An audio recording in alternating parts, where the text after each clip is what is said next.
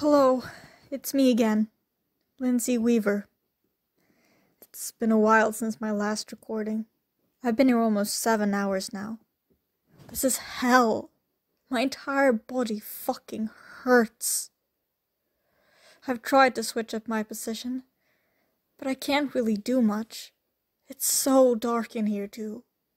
I'm trying to conserve my phone's battery, and every time I put it down, it just goes dark.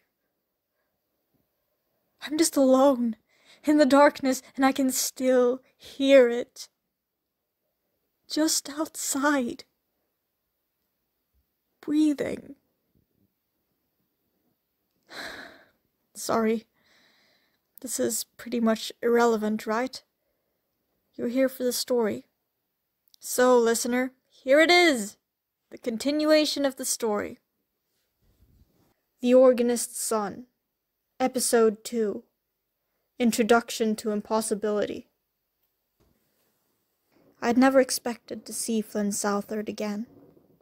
But here he was, standing beside me on the bus stop, on what had been a totally regular night. He looked different, yes, but it was him. I was certain. My shock must have been visible on my face, because he looked very confused, casting a brief glance behind himself before turning back to me. I could see the exact moment the realization hit him, eyes going wide with surprise. "Oh shit, it's you!" he exclaimed, taking a step toward me. I took a step back. He really didn't smell nice. It really is, isn't it? He let out a short laugh. What was your name again? Lauren? Lisa? Whatever. You know who I mean. You're her, right? He asked. Yeah. I'm Lindsay. And you're Flynn Southard, I said. Been a while, huh? He sounded amused, voice a bit slurred from the alcohol. So, what happened? I couldn't help but ask. I had so many questions. I feared he would answer none, but asked anyway. That's right, I forgot how nosy you were, he said. I started to apologize, but he paid me no mind. Though I guess it's a fair question. Can't tell you, though. It's a secret. He sighed, and seemed to deflate a bit. He looked tired. Tired and sad. We stood a while in silence after that. I wanted to respond, desperately so, to convince him to tell me what he knew. To have been taunted by this enigma for so long, thinking I would never know what he had meant, to see him again, to get this tantalizingly close only to have him deny me the answers yet again. It was maddening. But I didn't know what to say, so I held my tongue. And he stayed quiet. The snowfall had picked up. Not much, though. I checked my phone again. The bus would arrive soon. I glanced over at Flynn, and to my surprise, he spoke. To hell with it. What use has any of this been? His words were abrupt and bitter, voice wobbly with emotion. He turned back to me. You really want to find out? Want to know what my deal is? Then come to Fletcher Street 11 on Friday night. I'll tell you. I'll tell you everything. I can't guarantee it'll be believable, but it'll be true. With that, he left, steps determined, albeit shaky, headed towards God knows where. And then the bus came.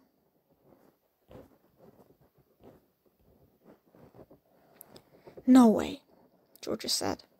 Absolutely not. Please tell me you won't go there, she continued, even looking up from her notebook to squint disapprovingly at me to get her point across. We were sitting in her kitchen, half an hour into our weekly study date. She'd been shocked when I told her about my encounter with Flynn, but had managed to accept it fairly quickly for how unlikely the situation truly was. But it was when I told her about the end of the meeting, and his offer to explain, that she truly gave an opinion. I must not have looked convinced, because she lowered her notebook and sighed. Look, going to a stranger's house so they can tell you some secret or whatever is not a good idea, she continued. I cocked my head. Technically, he isn't a stranger. Georgia slammed her notebook shut, attention fully on me now. In the ways that matter, he is. Seriously, though, I thought you'd grown out of this by now. He's not some character in a mystery novel. He's a weird guy you've met twice and don't know shit about. Her words were vicious in their logic. I still tried to counter, though. Technicalities are your best friend when you don't have any other means of winning. I do know some things about him. His name, for example. She looked unimpressed. What's so special about him anyway? I couldn't answer that, really. Couldn't vocalize why I felt so attached to this conundrum in particular. Had she pressed this angle further, I don't know what I would have said. Luckily for me, or perhaps the exact opposite of that, she kept speaking, not lingering on the question for long. There are plenty of creeps out there if you want to get yourself killed, she said, eyes steely. I won't get myself killed, I started. You don't know that, she interjected.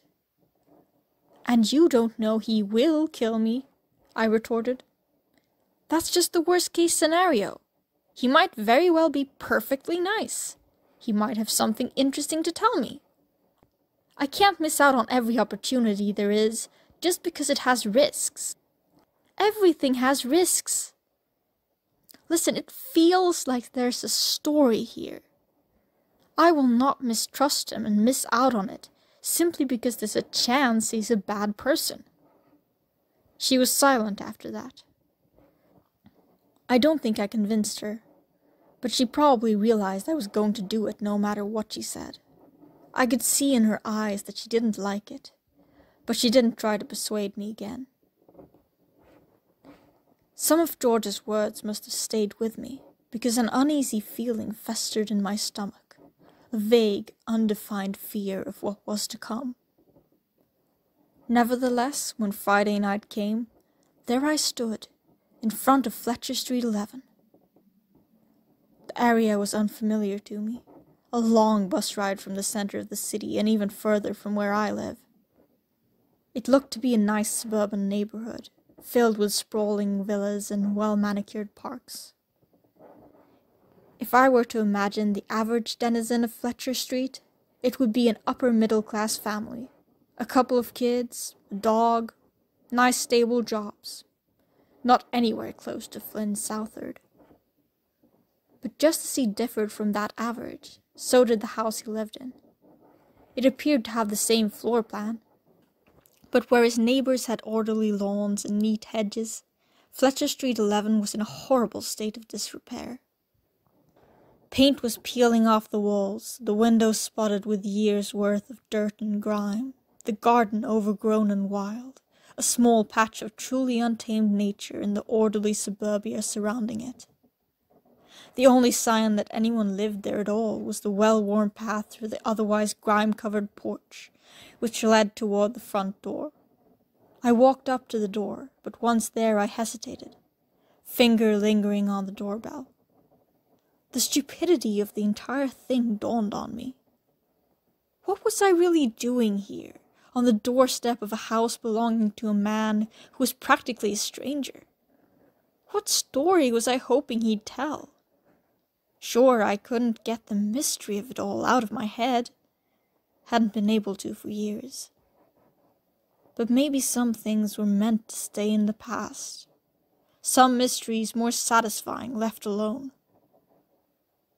Whatever he had to say, after this type of build-up, was bound to be disappointing. Maybe I should just leave. Go home. But his eyes, they seemed to contain some secret, something I just had to find out. And that odd pull kept me there, made my finger finally press into the cold metal of the doorbell. And then there was no turning back. The dissonant clang of the bell echoed through the street, unreasonably loud in the evening quiet. I waited, tense. Finally, after almost a minute had passed, the door swung open. "Oh, right, you came." Flynn's face went through a wide range of emotions very quickly, from an initial hostility to a brief moment of confusion, followed by something more positive, perhaps either joy or relief, that was quickly replaced by a clearly faked indifference. He didn't actually smell bad this time, but his face was still sunken and pale, the same dark circles present beneath his eyes. I shifted awkwardly. "Yeah, I'm here. Can I come in?" He shuffled away from the doorway. "Sure." It was just as bad on the inside as the outside, if not worse. There was a thick layer of dust on the floor, and in the corners, cobwebs covered the flowers of the faded wallpaper with their own design. Flynn hardly seemed aware of the state of the house, simply leading me through the dimly lit rooms, up the stairs and into what seemed to be a study of some sort. This room was different from the others I'd seen. It wasn't exactly cleaner, but where they'd seemed to be neglected, forgotten even, for a very long time, this one was definitely inhabited. The first thing I noticed was the mess. There was stuff everywhere, books, papers, a staggering amount of pencils, littering just about every surface in the room. The walls were covered from floor to ceiling with bookcases, though a couple of them were obscured by an oddly placed couch. The couch didn't look like part of the room's original furnishings, and someone appeared to have been sleeping in it. For a while, seemingly. Flynn sat down at the desk at the far end.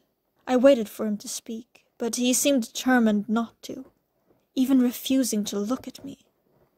So I spoke first. "You said you'd tell me the story last time we met. Have you changed your mind? 'Cause if you have, that's fine, no harm done. I'll just leave." It didn't really feel fine, but I still felt obligated to give him an out. He had seemed so reluctant the entire time I'd been here, and when he promised he'd tell me, he had been pretty drunk. At that his shoulders, which had been stiff, sagged into what looked like relief. I prepared myself for the inevitable disappointment. But he didn't speak, didn't dismiss me. He just sat there, eyes intensely focused on the desk in front of him. His face held an odd expression, wrought with conflict, as if he were fighting with himself over something. There was a wariness in his eyes, and it made him seem ancient. He looked to be the same kind of tired an old man would be, as though he was staggering under the weight of a life already lived. Finally, he spoke. No, it's better if I tell you, I think. I've been trying alone for so long, and I never seem to get anywhere. I'll tell you. And please, I know how it'll sound. I know. But just..." He paused and sighed. "Try to keep an open mind."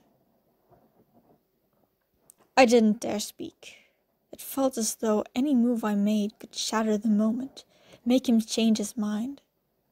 I don't really know why it felt like that, but somehow this thing seemed special. Like an invitation to something truly unknown. I guess that's exactly what it was, too. I just wish I hadn't entered. That I would have left well enough alone. Then again, that's not me, is it? I always have to know, even if it kills me. Okay, well, he sounded nervous. his voice quiet and unsure. He didn't seem ancient anymore, rather very, very young. There was a thing that happened when I was a kid. You know my dad, right? I shook my head gently. No, not really. Who is he? Flynn looked confused. That's weird. Everyone usually knows him. This was not where I'd expected the conversation to be going. Nonetheless, I played along. Guess I must have missed him. Is he famous? Yeah, he's the organist. At that, I did faintly remember hearing that before. He continued, voice filled with melancholy.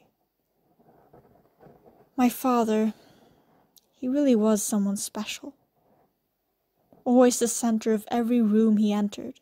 Someone people wanted to look at, wanted to listen to. Everyone loved him. He had a very important job, so he was away a lot. But Mom and me, we were okay with that. We always waited for him, because family's worth waiting for. He gave a short laugh, more wistful than joyous. But he always came back, wherever he went. He went quiet for a couple of seconds, perhaps lost in a pretty memory, or dreading the end of the tale. Then one day, I was 7, playing in the living room. I heard the front door open, so I hurried downstairs, because it had to be Dad coming home. But he didn't go to his study like usual. Instead, I could hear his footsteps heading further away, down into the basement. I followed him. I had always hated the basement, hated the dark corners behind boxes and old furniture, and the weird shadows that danced along the wall as you climbed down the stairs. Hated the one naked light bulb that hung in the middle of the room, a pale facsimile of the sun. I went down there anyway, because I wanted to see Dad again. But when I got there, he wasn't alone. Mom was there, and she was crying. And there was someone else. A man, I think, and he was tall. What I remember best about him was his coat. The color was nothing in particular, just a drab, muddled gray. But it really was a peculiar coat, not shiny, but possessing a dull luminescence, like moonlight through thick mist. Neither Mum nor Dad looked up when I came down the stairs, but the stranger did. He smiled, and something about it frightened me.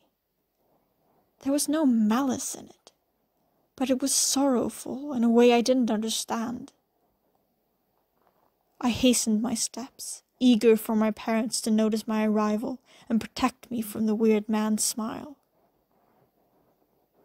That's when I saw it. The door. It was just standing in the middle of the room, not attached to a wall. It wasn't one of the doors to the house, and it didn't look like any door I'd seen before. It's made of wood, but painted green, a deep, pretty color that has begun to peel off at the edges. The knocker is an ornate depiction of a face, and I can never tell if it's supposed to be singing. I think it is, but it looks like a silent scream. I didn't know what was happening, but Mum was still crying, sobbing loudly, and it scared me. Something was wrong, and I didn't know what. I was on the verge of tears myself, but I kept quiet, suddenly afraid of making my presence known. This did not seem like something I was supposed to see, and maybe I'd be told to leave if they saw me. So I watched from my place just off the stairs as the stranger walked up to the door and opened it. And the thing was, on the other side of the door, it wasn't the basement. Through the open door, I could see an entirely different room. A striped wallpaper and a dark window. Nothing like the beige of the basement wall. The man looked at my dad expectantly. And Dad, he took my mother's hands and said, "Don't cry, Lucy. You'll just have to wait a while. Family wait, don't we?" And then he walked through the door, and it shut. That was the last time I saw him. Flynn fell silent. My mind was racing, trying to comprehend his story. As I pondered it, one thought crystallized in my mind, clear, sharp, and a bit alarming. He's crazy. So? His question brought me out of my reverie. Well, it sounds horrible. I'm happy you shared it with me. I looked down at my phone, pretending to check the time. The quick glance I allowed myself to throw at him gave me a staggering sense of déjà vu. His face held the same expression it had all those years ago, filled to the brim with a childish hope. I felt bad for him, but clearly he didn't have the best grip on reality. My first priority had to be my own safety. "Oh my, that late already? My bus leaves really soon, so I guess I have to leave." His face fell. "Really? Are you sure you have to leave now? There was still things I was going to tell you. I can show you the door if you want. It's still in the basement." Now, I may be curious, but I'm not entirely stupid. There was no way I was going to a basement with someone like Flynn Southard. "Oh, okay, well, I still have to catch my bus. It was nice talking to you." Somehow there was still a hint of the hope he'd harbored in his eye, though it seemed tainted by desperation. "You don't believe me, do you?" I started walking toward the door, my heart pounding in my chest. "Goodbye," I said as cheerfully as I could muster. "Wait!" He stumbled after me. My pace quickened. "Wait, just please, I can prove it, right here, if you just look at me." I continued down the stairs, almost to the front door now. "Please." I swung the front door open, ready to leave, ready to forget all this happened. But before I did, I shot him a last glance over my shoulder. And I stopped. He stood at the foot of the staircase, face pleading, hand cupped in front of him. And in that hand was, small and flickering, a tiny fire burning impossibly in his palm.